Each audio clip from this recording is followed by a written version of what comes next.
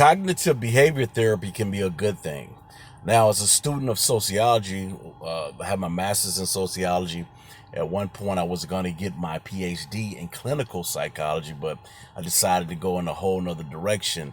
I understand cognitive behavior therapy, and I think cognitive behavior therapy is amazing. It helps you, structure your thoughts, structure your ideas, helps you replace many of your self-limiting views with, other more limiting viewpoint, more not limiting, but more positive viewpoints. So I think cognitive behavior therapy, as it relates to porn addiction, is a good thing.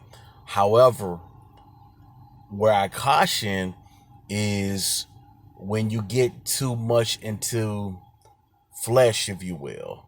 And what I mean specifically is if the practitioner that you're going to is basically essentially doing their sessions, and then they're basically getting you to replace one thought with a thought that's just as destructive, cognitive behavior therapy can be dangerous in that instance.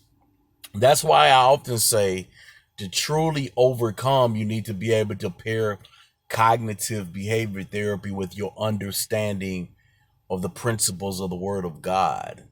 Because cognitive behavior therapy is just what it is. It's finite. It's based on man. It's fleshly. And anything that you have that's finite and based on man is bound to fail.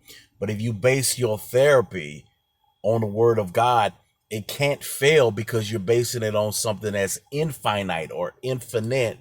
So in and of itself, cognitive behavior therapy is a good thing, but I would say once you're going through those sessions, if that's why I'm such an advocate of Christian counseling, such an advocate of Christian counseling, because they base their advice on the Word of God, because that doesn't fail you. You'll have people who believe in cognitive behavior therapy tell you, here you are with masturbation, and they'll tell, well, it's okay for you to go masturbate. At least you're masturbating 5 times a day instead of 10 times a day. Well, how is that helping you overcome? Because they're basing that advice on something carnal, on something that's not really going to help you. Or they'll tell you, well, instead of going and masturbating, well, just go out there and have sex with 20 women and just use that same energy to pick up chicks. Now you done picked up a sex addiction. So now you went from being a porn addict to being a nympho. So what I'm saying is, when you're doing it, make sure that the CPT is based on the principles of the Word of God. Otherwise, you can pick up an addiction that's even worse than the addiction you have. I'm such a proponent of you understanding spirit. In other words, understanding what has made you, understanding that the reason that we do what we do is because we're motivated by the spirit world. We wrestle not against flesh and blood. Many of you are struggling because of different things that are happening right now in the spirit world, and having an understanding of that will give you a clear understanding of why you're struggling, as well as a clear understanding on what you need to do to overcome.